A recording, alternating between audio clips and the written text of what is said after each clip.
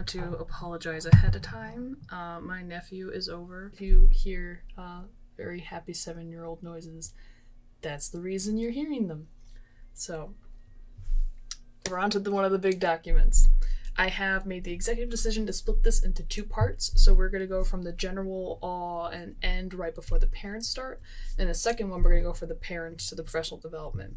A lot of the stuff in there, as you see, the food, money, jobs, donations, are stuff that we've already glossed over in some of the other documents, so that one won't be as long. But I do want to spend time with the faculty and class questions along with admin. Another note, as with some of these documents, this was edited as the strike went on. So this was first released November 1st and then first talked about November 2nd in the town hall. In moments where we can, I won't read too much in the detail if it's mentioning like places you can donate and all that other stuff.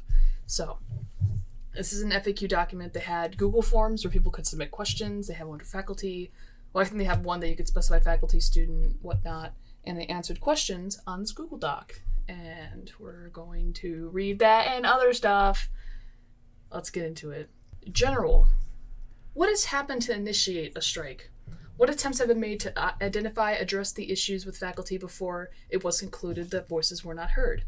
Please refer to the timeline of BSRFI initiatives plus President Raymond's response for the reasons behind the strike and the past actions the students have taken to communicate the need for structural change that has not taken place. Some faculty have communicated their support, but our ask is not just for faculty, but also for the institution. We've read that timeline document. That was one of the first things we read. So, how much time was given to allow faculty to create a resolution? How realistic were the time conditions? We are aware that not every demand can be implemented immediately and in the short term. That's why we're asking for a concrete commitment to make our demands through clear budget allocations to the structural changes and clear timelines that can hold everyone accountable. We believe this planning short-term and long-term planning can be completed during the duration of the strike. Your wanting for a timeline was promised to you to be given to you at the end of fall semester. I know I keep harping on that, but that is one of the things that I still cannot comprehend why it's never brought up. Was it not enough? Was there more demands you needed? Couldn't you have added them to it without a strike? To continue, why is it important to address these issues during such social unrest? If everyone has been traumatized because of all the social unrest, can you trust the desired outcome? What do the students hope to realistically accomplish in the midst of uncertain times? You are right. We are in a time of a lot of social unrest and a lot of pain. But you have to ask yourself, who feels the burden of the social unrest? We also have to recognize that police brutality and systemic racism do not just start when people have access to the media or in 2020. It is important to address these issues now because the harm being done to BIPOC students cannot continue. This is continuation of past grievances and demands to make institutional change. Nothing new. It does fall in a time where the United States is struggling and many, not all, white, not capitalized, and privileged people are starting to get a glimpse of the ugliness that the country is founded on. That said, you can't wait for calm times to demand social change because Black and brown, not capitalized, and Indigenous, not capitalized, communities have never gotten a moment of calm through the current structure and institutions. Please refer to the above question for our realistic expectations. Can you say more about the Black women leaders whose work was instrumental in BSRFI, BSL, ALAS, SWOL, SALT, and AOCC? I don't know anything about that and would like to know more. And then it says you can know more by reading the open letter. Yada yada yada. On and off campus. We urge everyone to reread What Does Striking Mean? We want to reiterate that this is not a vacation. This is not a time to throw your critical brains out the window. We actually need your critical brains more than ever. You probably had the thought sometime along your academic career that you don't have time to do things you really want or things that are important. Right now, what's important is meeting those lists of demands. Within the striking period, you have to actively support those demands and uphold the work of the organizers by reaching out to faculty, reminding students and your circles why this is important. Again, not a vacation. The longer we strike, the more pressure administration feels to swiftly meet our demands. There's also worry that remote or off-campus students don't have a feasible way of supporting the strike. Honestly, the same things that our on-campus students are doing can be done by off-campus students, emailing professors, forming awareness groups to have critical discussions about what is happening. Do not rely on just the organizers to do something. Take initiative, use your brain, and get creative. And those critical discussions can only surround a presupposition of supporting the strike or knowing that the strike's framework and how they're approaching this is correct. But we'll put the word critical in there because I guess talking to other people and connecting minds, no matter the form, is a critical means of doing such. To continue, as a non-Haverford, non-BICO student, we plan to reach out to other colleges to extend their support too. To support our strike, we are not asking you to go on strike, especially if you are not a BICO student, but come from another college. That is up to you and the demands of your students and failure of your college. That is a very strong assumption that every institution has people who just continuously focus on the failures and have these demands for the institution. The way you can show up for us is to know what's happening, support us through social engagement, have conversations with students and professors on your campus, create your own mutual aid networks. The BICO Mutual Aid Fund has received an overwhelming amount of support and is no longer requesting funds. Instead of donating to this mutual aid network, please consider donating to a local mutual aid network listed at the end of this response. Understandably, this is a tough situation to be in, especially if you're the only Haverford student in the class, whether it's at SWAT or Bryn Mawr. In this case, it is more important than ever for non-Haverford students, specifically, to be the ones to advocate for the strike on your behalf. The onus should not be on you to commit to the strike, but for the Swarthmore students and Bryn Mawr students to be aware of what's happening at Haverford and knowing that what happens on campus is a symptom of what's happening outside. For non-Haverford students who want to support, these situations and dynamics is where your help is most necessary. It shows the local mutual aid networks that we've already seen. Where are all the previous emails from the administration other than the first email? Bryn Mawr students do not know about the emails, which makes the strike just feel like a Haverford thing. Firstly, the strike is not just a Haverford thing. What happens on campus to BIPOC students is a symptom of what's happening outside of campus. While we try to share all of the important emails, especially in terms of what we're responding to, Wendy's first email, follow-up email, and post-letter email, we are still on day 4 of the strike, as of today's date, November 1st, 2020. Please refer to this timeline, which you've already read, and the HR strike updates document for historical contextualization of the strike and the greater movement it supports. Strike scope and specifics. Demand XE states that campus safety should never be called during a mental health crisis unless the student expresses consent prior. I don't understand the reasoning here. Sadly, we live in an era of school shootings. If I see a student acting agitated and threatening other people or threatening to harm themselves, am I supposed to somehow check first to see if that person has expressed consent prior before I call campus safety? Equating those experiencing mental health crisis with active shooters is incredibly ableist, and by your logic of sweeping generalization regarding who could be a school shooter, it is just as legitimate to call campus safety every time you see a white, not capitalized, man, as it is to call campus safety every time you see someone experiencing a crisis. Anyone, including but by no means limited to those who are disabled, mentally ill, neurodivergent, or capitalized mad. I don't know if they mean that in the mental health sense of like you've gone crazy, or if that's an acronym for something. I don't know, but I don't know why it's capitalized. To continue, can harm others and it has much more to do with power structures than individual pathologies or diagnosis, which, contrary to popular belief, are not objective but rooted in white, not capitalized, supremacy, capitalism, transphobia, etc.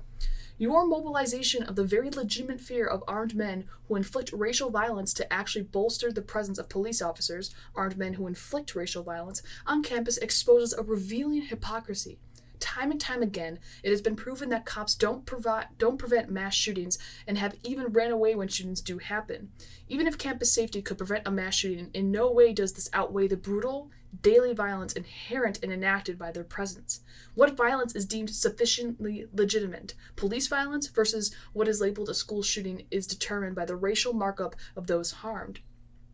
It will be primarily Black disabled folks impacted by the presence of untrained police officers as solutions during mental health crises, as shown by the murder of Walter Wallace Jr., Deborah Danner, Sahil Vessel, and the incarceration of Saeed Reeds and countless others. They are the reasoning here. It is liberating to imagine a future where we can care for each other more than false notions of security that are rooted in private property and ableism. Again with that imagination stuff. If someone is experiencing a crisis and you feel you have to call someone, call their friends and community members who know them best. At the very last resort, you can even call the emergency number of CAPS, which after these demands have been met will not be white, not capitalized again, and queerphobic or eager to call the police as they have been in the past. Eager to call the police? I don't think anyone gets eager to call police, in all honesty. Above all, prioritize and respect the self-determination of those of us with mental illness. In the list of demands, item XB states, the abolition of mandated reporting of mental health details to police, CPS, and/or administrative authorities. Maybe I'm misunderstanding, but isn't mandated reporting by definition legally required? Are you asking the caller to do something counter to the law? As Angela Davis teaches us, abolition does not have to mean eliminating a law. It can also mean rendering it obsolete. Though Haverford should work tirelessly against laws that endanger its most vulnerable students, especially since Pennsylvania has such an all-encompassing criteria for child abuse and mandatory reporters, Haverford should also mainstream commonly practiced safety measures and loopholes regarding mandatory reporting. This would include specific and extensive training for all mandatory reporters on what mandatory reporting entails to reduce over-reporting, and similar transparency with students regarding which of their traumas could be subjected to mandatory reporting. Students should also be clearly informed that they can speak about instances subject to mandatory reporting using hypotheticals to avoid being reported against their consent. There are countless other measures Haverford can take that circumvent repressed legal requirement that blame the victim, and these are just a few.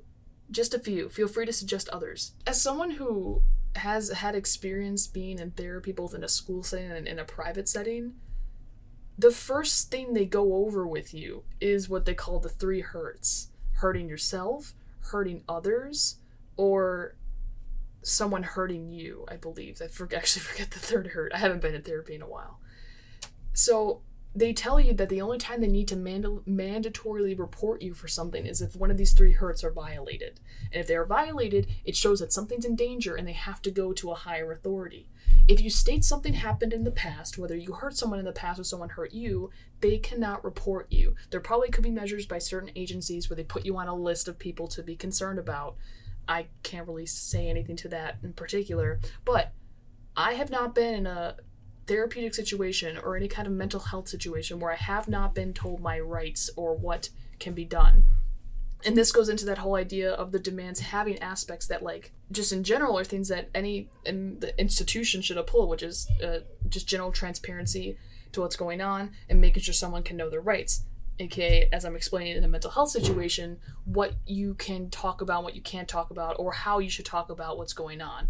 Because if you even say like a joke that implies you're harming yourself, that can be taken as something to contact authorities over. So you have to be very careful. And I'm not saying that like you should hide your actual instances and everything. I'm more just saying that like some people have very self-deprecating humor, and by law, some people have to take that seriously because they're in a serious situation of confronting your traumas with a professional. Would attending a Bryn Mawr class be considered breaking the strike?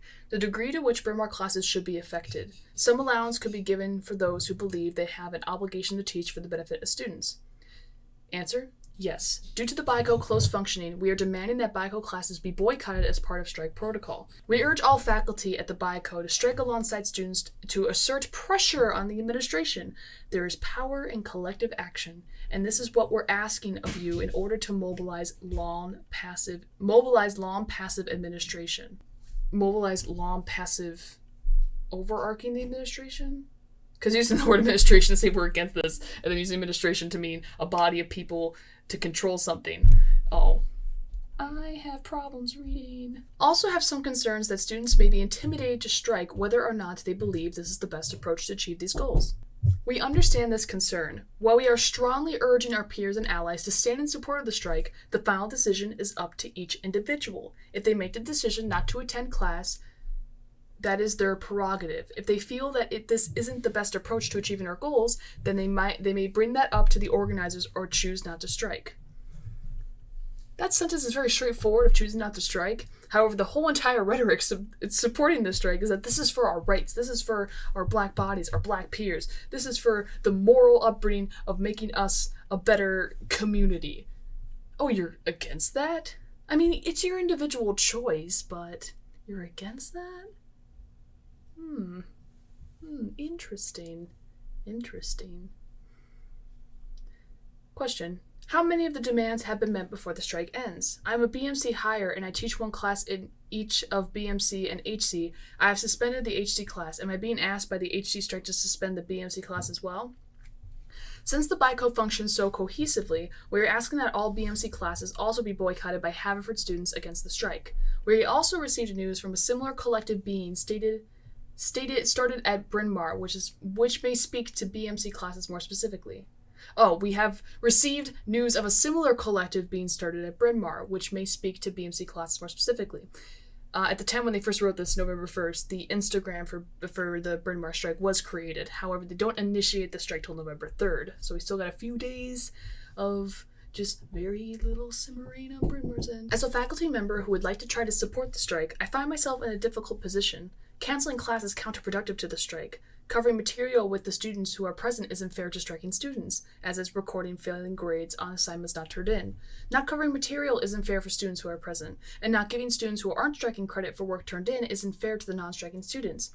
In other words, I'm struggling to find a way to be fair to all my students and cause minimal harm to everyone. Do you have a suggestion to offer? We understand and empathize with your struggle. We do not believe that canceling class is counterproductive to the strike, since the purpose of the strike is to disrupt all institutional function at Haverford until BIPOC demands are met. We understand that this might be supporting of the strike. We understand this might be self-detrimental, but for the large systemic cause, we are willing to make that sacrifice. In support of the strike, we urge you to cancel class and apply pressure on the administration until our demands are met. The sooner the administration gives us a workable solution, the sooner the strike will end and students/faculty will be able to return to normal. Interesting that the professor here is framing this in terms of being fair to both sides of the students and not understanding the fact that these students understand the consequences. They are responsible. They understand what they're doing. However, we ask that you give us some protection and understand us stepping out of class and give us all this other stuff, even though we're striking you, technically, but also not you. Anyway, don't fail me in this class. Be fair to all students. Also, as a Swarthmore faculty member, I have no way to push back against the administration of Haverford. Do you have any suggestions on how I can help in the strike? And lastly, given all of this, I feel that the strike is having the unintended effect of harming the striking students and their professors quite a bit in making a point to the administration. We urge you to cooperate with the Haverford students taking your classes and understand that as part of a larger movement, engaging in tri-co academic work takes away from our momentum. Engaging with Swarthmore's administration and asking to release a statement of support for Haverford strike is one potential way of engagement. Additionally, institutional racism at predominantly white, not capitalized, and elite liberal arts colleges isn't limited to Haverford. Oh, what other liberal arts colleges is it not limited to? Where else have we seen that kind of, thing popping up? Was it a few years ago? To continue. Engaging with and pressuring administration at large in the tri-co to meet BICO demands is a solid way to continue supporting us through and beyond the strike. To reiterate our point before, the purpose of the strike is institutional disruption, to bring the academic institution of Haverford to a complete halt. Institutional change requires sacrifice, and we are willing to make it. We must all, students and faculty, stand in unison to pressure the administration to take the right steps. A proper and tangible response is the only resolution to this strike. Under what conditions will you end the strike? Meaning, what constitutes conditions met? Not everything can be done before Thanksgiving. In a nutshell, we agree with you. Centuries of institutional racism cannot be overturned in 20 days. However, an institutional commitment can be made through resource allocament, budgeting, and clear timelines, which is exactly what are we demanding as the strikers, which was also what was demanded in the BICO letter, which was also responded to by the president saying that she would give you timelines at the end of the fall semester. Ooh, I'm gonna keep harping on that till I die. There seems to be some discrepancies between the demands from the student groups and the larger strike organizers. For example, a BCG stated that we expect understanding about less or no in-lab and research thesis hours during the strike. However, the larger strike demands seem to require no work on thesis during the strike. Can this be clarified and explained? Yes. This divergence is defining the expectations for the strike was due to a misunderstanding of the demands of the strike. The BSG released their statement to the biology community prior to the organizers' release of their official demands. This explains the incorrect framing of the strike in the BCG's first correspondence on October 29th. Some STEM faculty are receiving emails of concern from students, including Black and FGL students, who have taken risks to come to campus and sacrifice much in order to earn a degree and apply to graduate or medical school. If you were such a faculty member, how would you respond? Oh, what a shock. There's BICO and Black and FGL students in the population of this college that came for an education, that want to continue, that might support some of the strikers' things in principle, but have an objection to the process, who are of the same race that these strikers say that they're behind. Which, I believe all these strikers are the race of BIPOC. I think that's also an oxymoron of a statement given the acronym of BIPOC. But they also state they speak for all. Although students should not be doing homework during the strike, students can learn for their own benefit via MCAT and GRE prep. We're covering questions similar to this in more detail above. Doing homework, thesis, assignments? Do not, because completing homework and or submitting it for credit would contribute to the overall function of the college. This act would not be in alignment with the goals of the strike. Indeed, please consider using the time and energy you would have normally committed to class to dive into educational materials over striking, anti-Black racism, and most importantly, critical Black feminist theory. Additionally, use this time and space to educate those around you, i.e.g. friends and family. Use this time of us striking to educate yourself in this particular ideology we believe in. I mean, principally, nothing wrong with that, nothing wrong with reading this stuff, but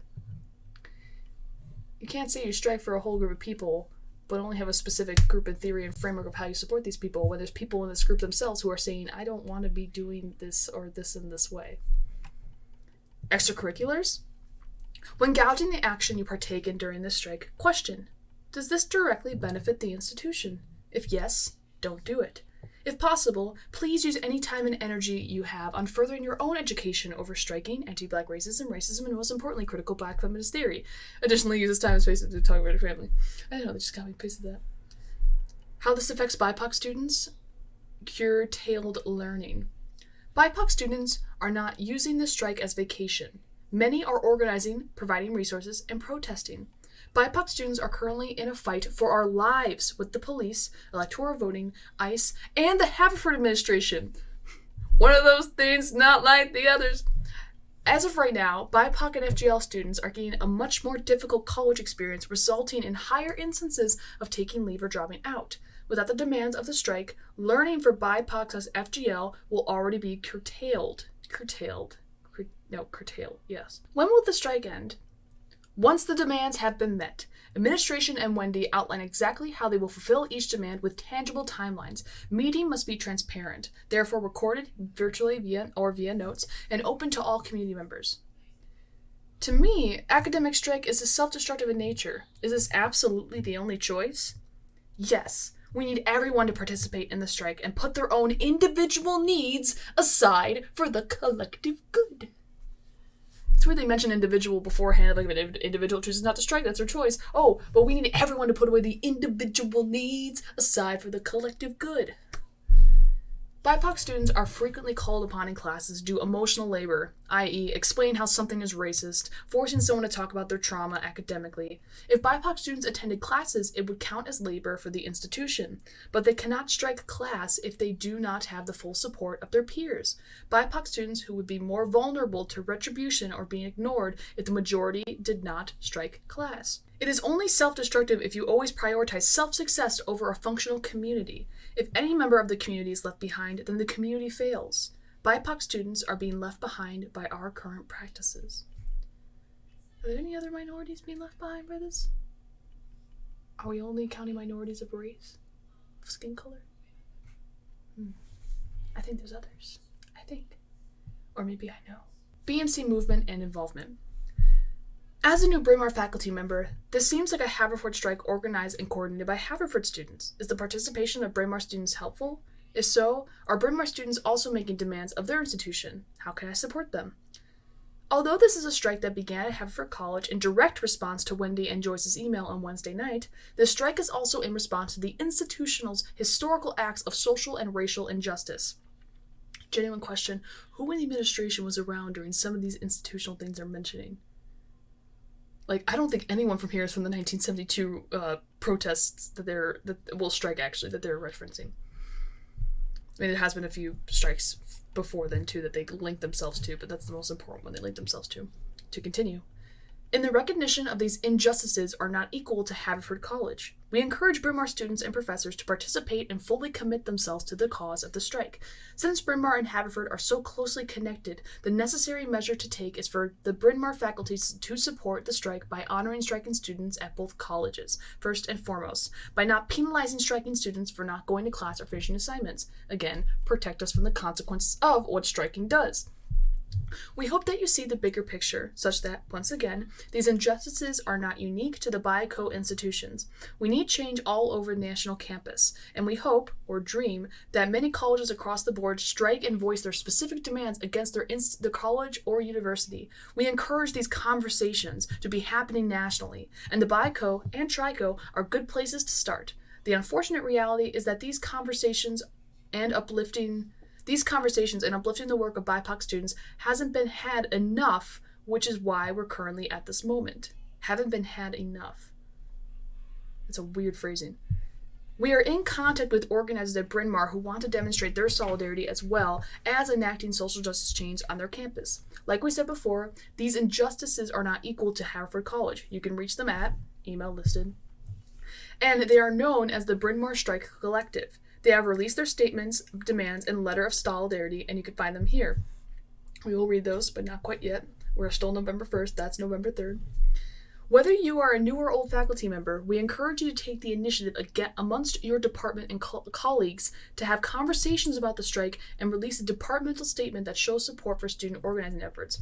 Again, the conversations have this preopposition of, like, we already believe this, we already think in the strike, we're going to talk about it above it. It's not we start from ground zero and then build up to justifying the strike. Though I guess that's a white way of looking at it to a certain degree. I am a BMC hire and don't have any of the HC emails. How can I keep abreast of the latest developments of the strike? I am worried that the strike will end without me knowing. Our website is... Please email us with any ideas to put this website to good use, especially if you were in attendance at the BMC student-faculty meeting. I just debated if I should actually censor out the website, but you know what? The website's public. The website's public. Their information on there is public also. Follow us on Instagram and Twitter. Since there's public accounts, you don't need to have an Instagram or Twitter account since these are viewable at any web browser. Hey, they even admit it. It's a public account. So I'll keep those in.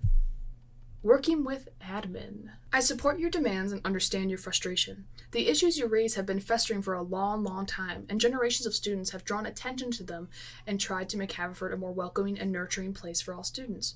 I am glad you are forcing the issue through a strike. I will also say that it's deeply ironic that it is now, when we have our first female president and the first time we have Black women as the provost and the dean of the college, that this long-standing eruption has happened. As someone who has worked in the college for decades, I feel that we have never had an administration that is more committed to bring the changes you are demanding and who understand the issues well, and have the perspective and experiences to bring about the change we all seek. Do you see the possibility of working with them? That's an interesting last sentence. To working with them. Have you considered that? Have you been trying to do that? We understand that the college administration may have the most diverse assemblage in centuries. However, to repeat the oft-repeated, all my skinfolk ain't kinfolk, and so having 2 Black women in upper administration is only beneficial to BIPOC students if their demands are seriously considered. If BIPOC administration members continue to treat student demands as their predominantly white predecessors, then their presence does not make any difference.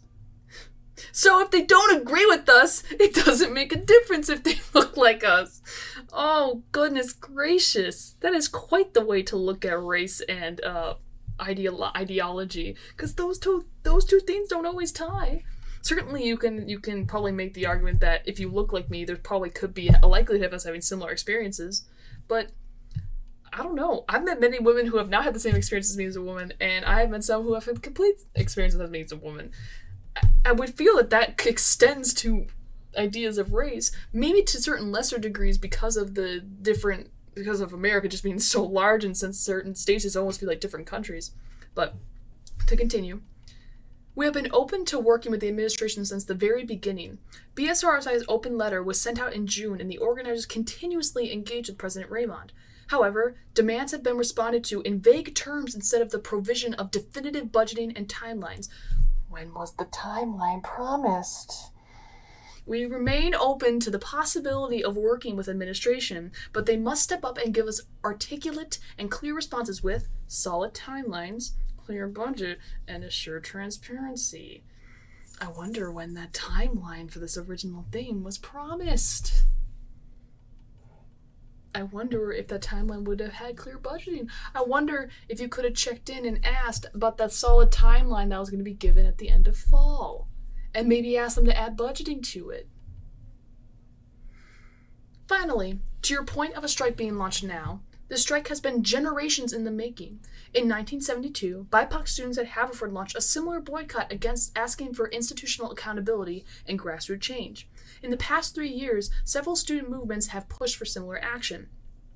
Student Workers Organizing League boycott in spring 2019, La Casa Rally spring 2020, and the BSRI open letter in summer 2020. These movements have been gathering traction for several years. They have all accumulated in this BIPOC strike. This isn't a standalone moment. Connecting yourself back, as they call it, institutional memory. We want to be a part of the institutional memory. We're controlling the institutional memory. We're connecting ourselves back to this line of things happening. I am still, that admittance in the first paragraph of just being like, they may look like us, but they don't agree with us, then it doesn't matter. Could you share something about how you felt the letter from June has been addressed by administration and how that has informed the current actions? BSRI's open letter that was sent in June has merely been used as President Raymond's platform for anti-racism at Haverford, but there have been no concrete plans nor actions to achieve the demands stated in the open letter. You have stated multiple times in this document the understanding that some things can't be implemented immediately. Of course, this strike happened in November, the letter happened in June. The letter exchange explicitly stated that there would be a timeline given at the end of the fall semester, which is December 18th, which at the start of the strike would mean that there was about a solid 5.5, 6 weeks that there's still going to be negotiations, there's still going to be things going on, and there was an acknowledgement that in this, or at least the acknowledgements in here that you can apply to the other thing, that things can't happen immediately sometimes. And a timeline was promised at the end of the fall semester to show you when things could be implemented or what has been implemented. That was there, clearly promised. And you're admitting in this document, and you have been in this document, that you understand that certain things can't be implemented immediately, and you would rather just have this document that shows you when things will be implemented, the allocation of funds, and all this other stuff. And by the way, to give a spoiler, that happens at the end of this. And you know what the last date it was edited? According to my current document, you know what last date it was edited? December 17th! To continue. Given the institutional reluctance to commit to the demands for the open letter, we as BIPOC students needed to hold Haverford accountable for its promise to anti-racist and diversity, equity, and inclusion work. The strike has therefore been a result of Haverford's unkept promises. Maybe I'm off the wall here, but didn't they admit at some point that this isn't about diversity, equity, and inclusion? It's about abolition or some kind of thing, that it's about this thing? And as I just gave my impassioned rant before, the things you're asking for were promised to be given to you. They were promised. I can't let myself get too off the rail. Okay. What is the current position of HC admin? Do they feel pressured by the academic boycott? Or are the organizers considering financial strike methods, such as withholding tuition? As of now, no financial strike methods have been considered. If the administration fails to respond in an orderly and articulate manner to our demands, the organizers of strike might consider such notions. A communication from President Raymond and Dean Bylander thus far indicates willingness to work with us. However, we as students cannot gouge the pressure they are feeling due to the academic boycott. That is also a very weird admittance. Thus far, I've indicated willingness to work with us, along with in the letter. If they're indicating willingness to work with you, by definition of a strike, the strike is you do something because something isn't agreeing with you and you want to withhold something. Right now, there's a willingness to work with you. And in this case, when you're talking about working through something and putting something implemented, a willingness to work is an agreement to you. And yet, you still strike, and you can't gouge the pressure this thing's feeling during this academic boycott. It's almost like you don't need to. It's almost like there's something else you could have done that could have been done. Faculty and classes. I believe this is our last category before we are done. Thanks for sticking with me. Even if I cut down these little things in the pauses, I think we're in for a long ride. Thank you for this opportunity. I'd like to ask you for some clarification about demand. I believe that's number 7. Can you explain what you mean by problematic professors? Are we talking about faculty that have acted in a racist way? The term may be clear to the administration, and perhaps who you have in mind, but it's not very transparent for some of us. There are several forms and degrees that racist action takes in the classroom that are not often explicit. This includes calling on students to answer specific questions by assuming their background / asking them to educate the class with their experiences in a way that demands undue and avoidable labor in the time of them, not being receptive to requests for extensions or accommodations when you're unable to anticipate the circumstances that push a BIPOC student to that point, etc. There's so much nuance in those situations themselves that asking for an accountability group that probably to what they want has the ability to fire faculty or put them on a warning list for not giving extensions or accommodations for a BIPOC student that has going through circumstances of certain types of events. I cannot say it could be trauma, it could just be stress. There's different levels. It's never very clear why that has to happen only to them, nor is it clear of a timeline. You're talking about having the administration give you timelines. Give me a timeline of, how long does it go? 2022? Maybe that by that point things will have calmed down, because you're pointing to these external events, these external things that are happening that are clearly tragedies and are also clearly very stress-inducing for almost any population with empathy, which is most of the population.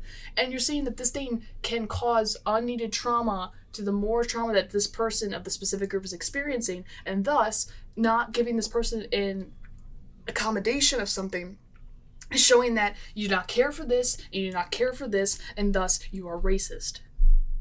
It can't play out in the long run and cannot play out equally to everyone. There's so many little nuances there in individual instances that type of overbearing gives so much power, and I know you want that, but it gives so much power to the student in a way that is inappropriate to the individual interaction between you and a professor, and just the professor themselves are here and you're here, and if they abuse that, you go through mechanisms to meet them with other people surrounding you, whether administration or dean or whoever you reported this to.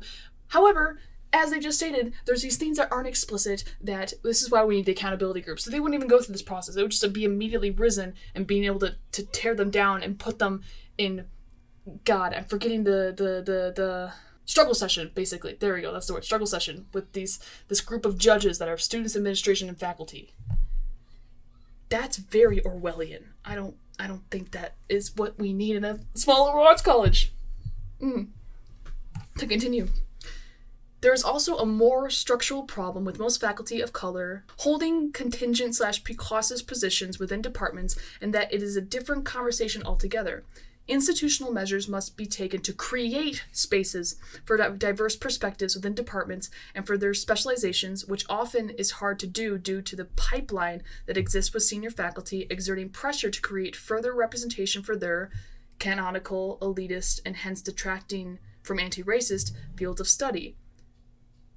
I'm going to read that sentence again. Institutional measures must be taken to create spaces for diverse perspectives within departments and for their specializations, which often is hard to do due to the pipeline that exists with senior faculty exercising pressure to create further representation for their, usually canonical, elitist, and hence detracting from anti-racist fields of study. This is a problem that there needs to be more conversation about as the department level and necessities, among other things, the complete reevaluation of tenure and promotion requirements, demands, and evaluations. Okay, for one, what does diverse perspectives mean? I can assure you, I don't think it's the diverse perspectives of thought and agreement in what's going on here. And the expressing pressure to create further representation for their canonical, elitist, and hence detracting from anti-racist fields of study. Why didn't you name those fields of study? Are you talking about the STEM department, mathematics, these things that have a very harsh, empirical, scientific method approach to them. And thus, because of the way that they process knowledge and have a replication of knowledge that tries to assert a continuous replication, because that's what science is the ability to replicate something over and over again to prove it to be true. If another field can't stand up to that, then they don't stand up to that. They can go to a different department. They can make their own sense of study. Oh, what am I talking about, though? That's not what they want. Clearly, even having these canonical elitists and hence detracting from anti-racist things existing fields of study is hindering the production of being truly anti-racist, which is now encompassing ways of field of study that, well, they'll probably go into, like, this mathematician was actually a racist, but, like, the knowledge that they found, I don't think there's a hatred of black people in those words. I don't think so. And I don't think the people that use that method of something have that intention either, or even anywhere close to the intention. They just like numbers. Let people like numbers. Are you asking the faculty to strike in totality as well? As far as what is asked of faculty regarding the strike, refer to these points. Commit to this strike and disruption by canceling class and coursework. Do not penalize students for missing coursework or pressing them to attend class. Keep the strike alive on social media, email listservs, and in all of your networks. Tag Haverford, tag Wendy, tag everyone. Distribute funds to HD Strike Fund to ensure that those striking have financial support in this strike.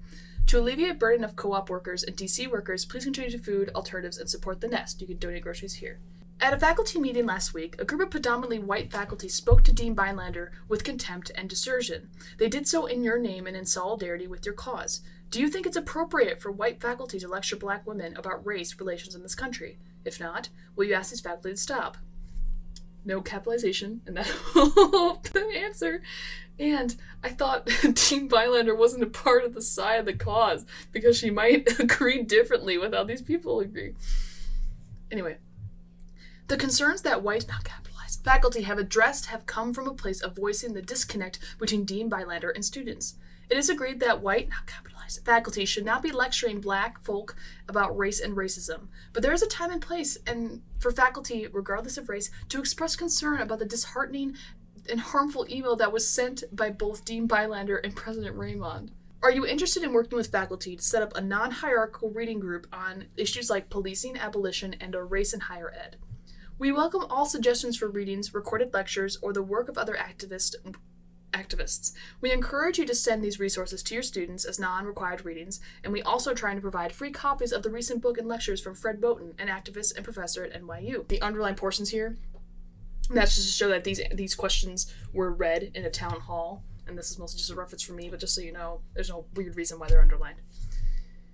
How long can we reasonably expect students to continue attending a school they are paying for but not receiving an education from, often at great cost to their parents? Let's not forget 50% of this campus is on financial aid, and Haverford grants don't cover everything for most students. Well, this is an important question to ask.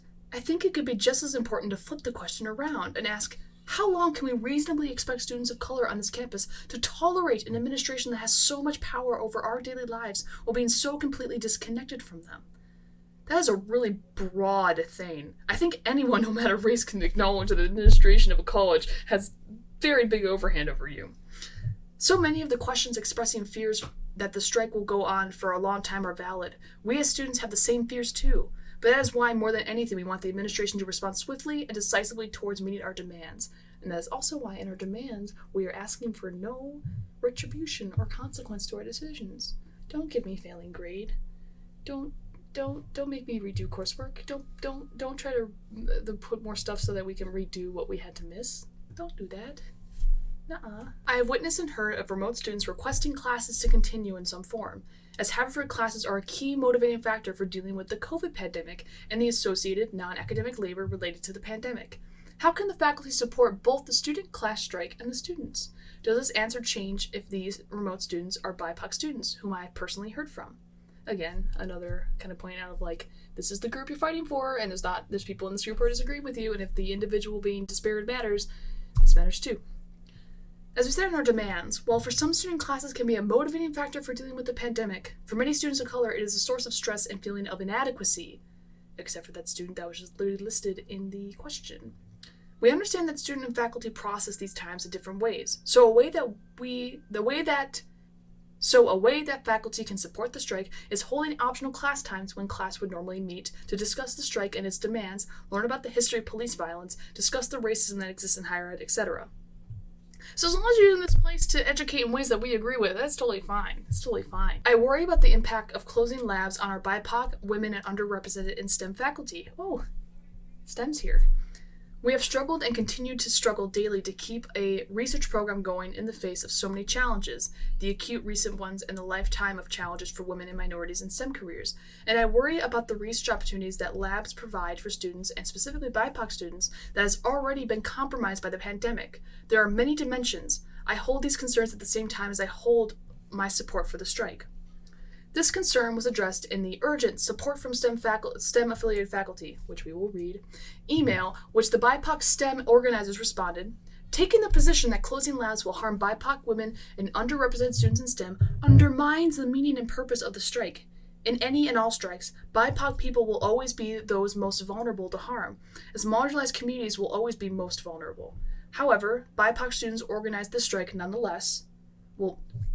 Students who are a part of this group organize it nonetheless, but you don't speak for this whole group, and that's these questions are proving that. Aware of the sacrifice it would entail, knowing its goal was reparations that would change the harmful conditions that exist and restore some of the harm done by Haverford. Keeping labs open will not alleviate the harm that BIPOC students are facing globally and at the hands of the institution currently. After the strike ends and the labs go up and they just have different procedures, the global stuff is still going to be happening behind you.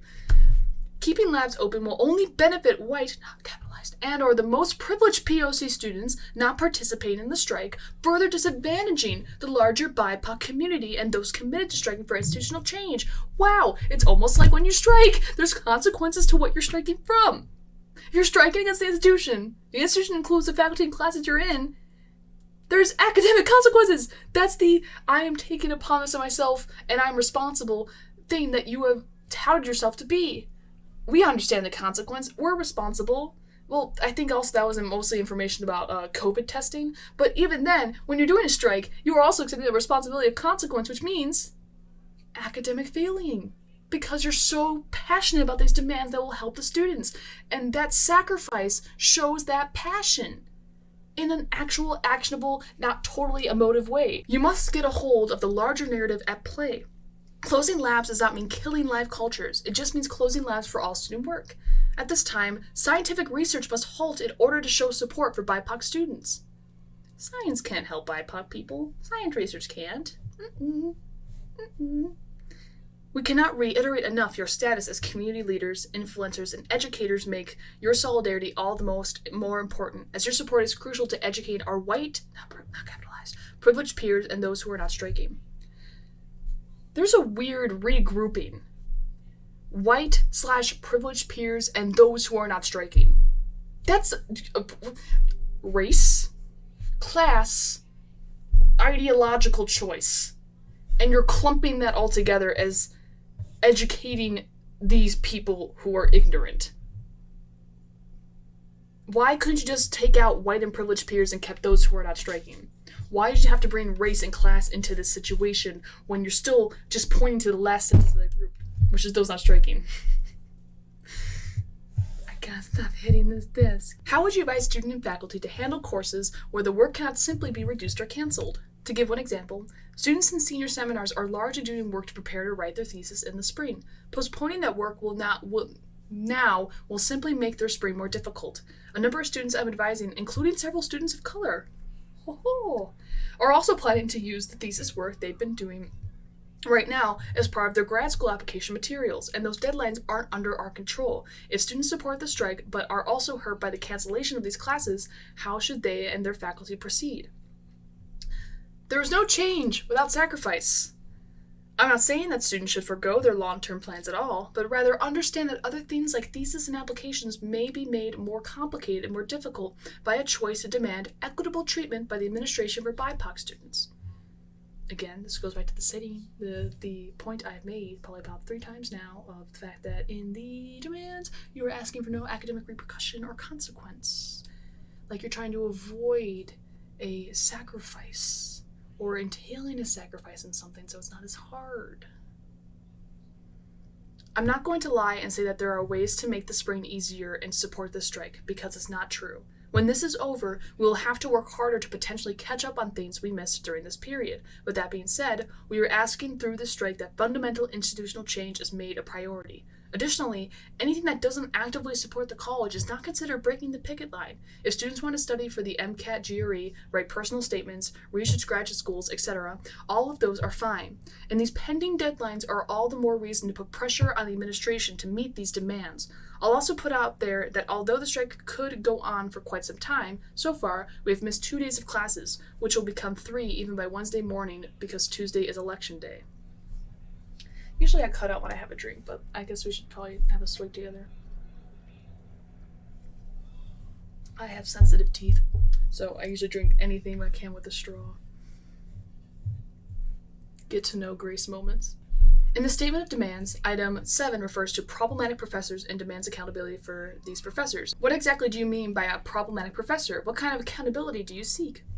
Students often use colloquial language like problematic as a general term for those professors who, either by small or large group of students, are considered racist, sexist, homophobic, classist, elitist, etc.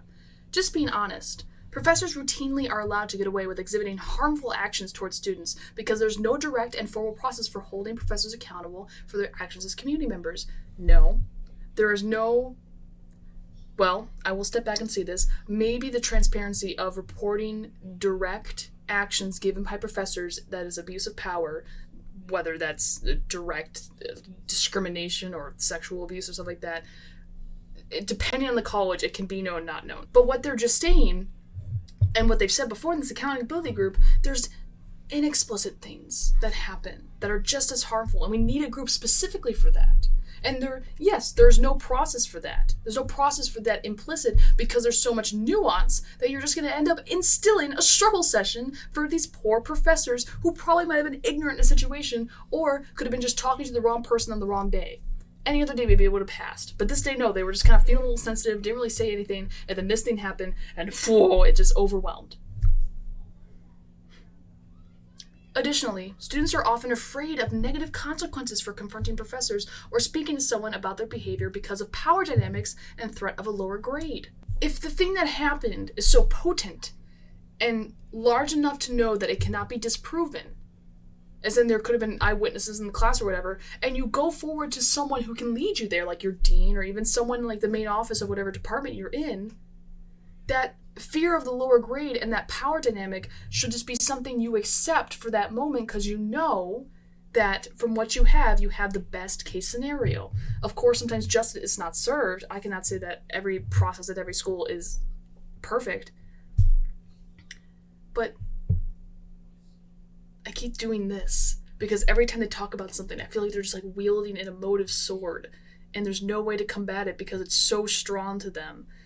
But they are also conflictingly saying like, oh, you could still disagree with us, but we're gonna have this thing here that we'll beat you with that's very emotive and tied to experiences that you probably morally disagree with in the sense that you don't believe that should have happened to me, but I'm gonna tie it to this ideological thing and this group of people and make this a whole huge thing that if you disagree, you're disagreeing with all this other stuff. We want there to be a way, other than course evaluations or umbuds, for students to be able to address and confront professors who are harmful to them without fear of repercussion.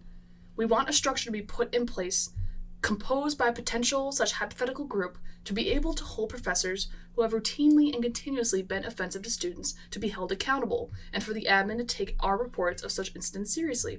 Spoiler alert, an accountability group does get put in place in the future. We will get to that when it happens. To continue. Cancellation of classes damages all students, including BIPOC and FGL students. In a view of that, have you considered suspending the strike to give the administration the time needed to respond to the demands? The strike could always be reinstated if the purpose for the administration is adequate. As with several historical strikes, we have gained power by halting several of the school's functions. It required the administrator to respond swiftly or be damaged further. Sorry, I heard yelling of a 7-year-old in the other room. Threatening an impending strike may also garner the same amount of attention, but it runs the risk of losing students' momentum as well as the urgency required. A continuous strike does not afford the administration the ability to table the issue or delay concrete responses. We asked you to remember that this strike requires sacrifice, that several BIPOC and FGL students have consented to making. What is harmful to us are the practices we are trying to recidify with the demands. These demands were not out of the blue, but brought to the administration several times throughout the last couple of years. BIPOC and FGL students do not have equal experience in college as their affluent or white counterparts. Again, combining two categories that overlap, but stating them differently is a very weird strategic move.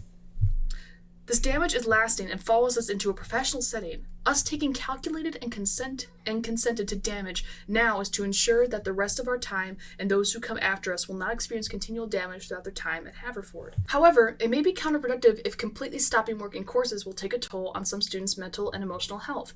Even if some professors are extending deadlines and adjusting syllabi, if people are committing to not attending class, not turning in work, avoiding the cup in DC, redistributing wealth, and politically educating themselves, is it okay for them to devote some time to their classes?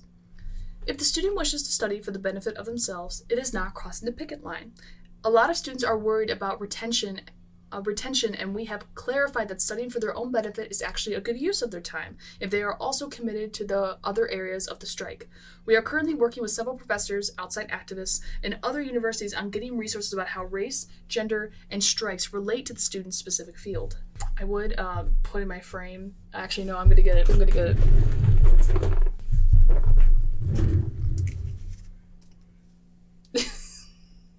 We're gonna give you information about how these specific ideas and these specific viewpoints can go into your field. I worry that if we miss more than a week of class because of the strike, which I support, students will have their actual learning deeply curtailed. This is likely to be especially problematic in math and science. But it will also be a big problem in the first year writing seminars, for instance. I fear that this losing of learning will hit some students harder than others, those planning on taking the MCAT, for instance, or those who are already struggling. I worry that this may disproportionately impact students of color and FGL students as well, some of whom may be under extreme pressure from family to do well in college. Do we move to the pass or fail model from last spring? What long-term effects will this have on GPAs and thus on students' postgraduate opportunities? As we stated earlier, students should be taking this time to practice self-studying habits outside of classroom activity environments. Studying for the MCAT, LS-STAT, or GRE is a productive use of this time, especially for BIPOC, and more importantly, students can use this time to learn about what it means to be an anti-racist. First, the productivity of studying I don't think is more productive from one race to another. I think it just depends on your efficiency of studying. And two, of course, take this time to learn what it means to be an anti-racist. As part of our demands, we are requesting that the college provide academic leniency for students, not just in the aftermath of the strike, but in recognizing that this pandemic has exposed the ways in which the barriers of success in higher education hurt FGLI students and students of color more than anyone else. To me, academic strike is self-destructive in nature. Is this absolutely the only choice? We've tried other options. BSRFI made an open letter that they sent forward to Haverford administration after accumulating thousands of signatures, and their feedback still has not been acted on by admin. So many people who were up in arms while reading that letter, yet when you look at what has changed since then, the answer is essentially nothing. It's almost like they promised a timeline by the end of the fall semester, which may have initiated that they did something, or maybe they're going to wait to do certain things. The strike is intended to force the administration's hand. We don't want it to go on forever. What we want is for things to change. We've read some pretty spicy stuff, but this has got to be my favorite one. We're going to have to read a little outside source for this. So, the question is, what actions would you recommend to a faculty member who is trying to align her views with those expressed in the letter of blank? The link listed goes to a, I think it's pronounced a Baha'i or Baha'i. It's a universalist belief in the sense of that we should all unite as one under one almighty God. No matter the religion, we all unite as one. And I want to read a little section of the document that's listed here that was published in late June or late July of this summer. Racism is a profound deviation from the standard of true morality. It deprives a portion of humanity of the opportunity to cultivate and express the full range of their capabilities and to live a meaningful and flourishing life, while belighting the progress of the rest of humankind. It cannot be rooted out by contest and conflict. It must be supplemented by the establishment of just relationships among individuals, community, and institutions of society that will uplift all and will not designate anyone as other. The change required is not merely social and economic, but above all moral and spiritual. Within the context of the framework governing your activities, it is necessary to carefully examine the forces unfolding around you to determine where your energies might reinforce and most promising initiatives, what you should avoid, and how you might lend a distinctive contribution. It is not possible for you to effect the transformation envisioned by, merely by adopting the perspectives, practices, concepts, criticisms, and language of contemporary society. Your approach, instead, must be distinguished by maintaining a humble posture of learning, weighted alternatives in the light of his teachings, consulting to harmonize different views and shape collective action, and march forward with the unbreakable unity and sacred lines. Ultimately, the power to transform the world is effected by love. The love originating from the relationship with the divine, love ablazed among members of a community, love extended without restriction to every human being. This divine love, ignited by the word of God, is disseminated by kindred souls through intimate conversation that create new susceptibilities in human hearts, open minds to moral persuasion, and loosen the hold of biased norms and social systems so that they can gradually take on a new form in keeping with the requirement of humanity's age of maturity. You are channels for this divine love. Let it flow through you to all who cross your path. Infuse it into every neighborhood and social sphere in which you move to build capacity to canalize the society-building power of, revelation. There can be no rest until the distant outcome is achieved. The response. This person sent a link to a message from the Baha'i Reference Library under the section The Universal House of Justice. Since other people haven't read this document, I'm not quite sure how or why this will be applicable to a wider audience, but I'll do my best to address the concerns anyway. This document was written July 22nd, 2020, and from my understanding, guides those of the Baha'i faith as to how they might engage with and think about all of the responses to racial violence that happened this summer, spiritually and otherwise. The document condemns racism and encourages deep reflective thought about what movements one might want to participate in to bring about racial justice, and openly speaks against conflict. I, nor anyone else here, can provide personal guidance as to how an individual reconciles their religious beliefs with what we're doing. That being said, the best I can do is to encourage those who feel uncomfortable with the conflict we're creating to ask themselves when those being oppressed have ever been liberated without conflict. And moreover, to consider why we are being charged as the perpetrators of conflict when racism is, by definition, a violent construct. I can only provide this link to a video of revolutionary Andrea Davis on the narrative construction of violence and what kind of questions you ask when you're truly dedicated to liberation at any means necessary. As a member of the Quaker faith, I myself had to ask how protesting squared with the pacifist teachings. Complete tolerance calls for not tolerating the intolerant. Being a bystander to violence is allowing the violence to happen. The community is not at peace if members are being marginalized, aggressed, or devalued. We must strive towards positive peace in our institution, even if that means confronting those who are perpetuating intentionally or unintentionally white, not capitalized, supremacy, classism, and homophobia, and broad violence. The administration is not violent. The people in there are violent. We're talking about the systems. They operate in the system. How are you to get out the system? Liberation. How is that? Through this type of belief that we're doing. I think I switched the voices there in the dialogue. I was just leaving myself. Oh, man. Oh, yeah, we have 2 more questions. 2 more. And there's some people having a fun time in the living room. Would students consider faculty-designed events that are not part of individual classes, such as guest speakers speaking specifically about racism and underrepresentation in academia, or lectures on the intersection of race and other academic fields, as supporting the strike or not being supportive of the strike? An important part of what we are doing by stopping academics is making the point clear that learning about racism isn't all that needs to be done. We have to actively work to stomp out all of the racism within our institution. Here's your department. Here's how this belief intersects with that department. Oh no, there's an intersection in your department. We have to stomp it out. Oh no, here's another department. Here's how this interacts with that department. Oh no, we don't want that department. We gotta stomp it out. Continuous. As faculty, we understand it is your job to teach, and you can play an important role in educating students. But it is just as important that you reach out to academic administrators and encourage actual change. Haverford is an institution that hoards an incredible amount of wealth and influence that could be put to incredible use for both BIPOC within the college and the community surrounding us. It could be put in incredible use for these specific people who are under the category of BIPOC and their beliefs to be promoted, certainly. But as it's stated in this letter, there are people in your group who disagree with you and may not like this approach to putting your demands in action. Just a thought. When asking if a guest lecture or class session supports the strike, don't just ask yourself if it is focused on anti-racism or anti-blackness, but if it is materially working towards changing the institution at Haverford that are so resistant to actually acting on the things we teach. So we can teach you stuff, but if it's not going to make you want to be the specific type of thing, an activist, then it doesn't matter. Wasn't there like a weird consensus that we tried to promote of that going to school for a certain thing doesn't always mean you're going to work in that certain thing? I'm going to school for music and architecture.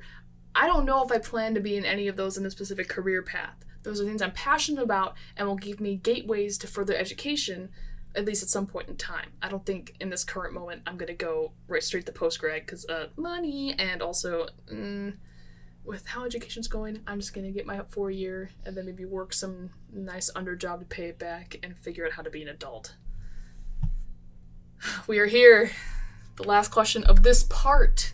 The pandemic has limited laboratory experience available to students due to the limited time available to students on campus. These experiences cannot be made up later due to these same restrictions.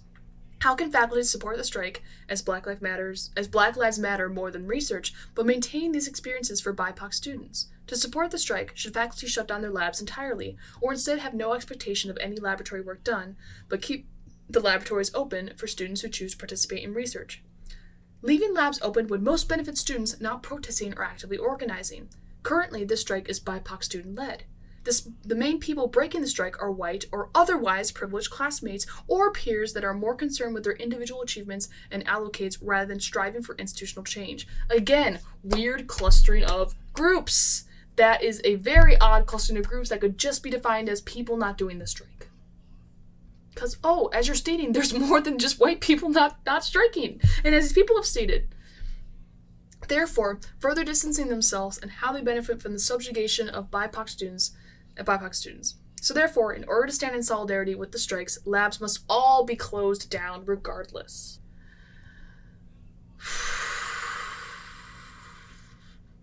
Halfway. We're halfway done. I'm gonna put this bad boy back in its place. This wonderful book. And we will go to the second part soon.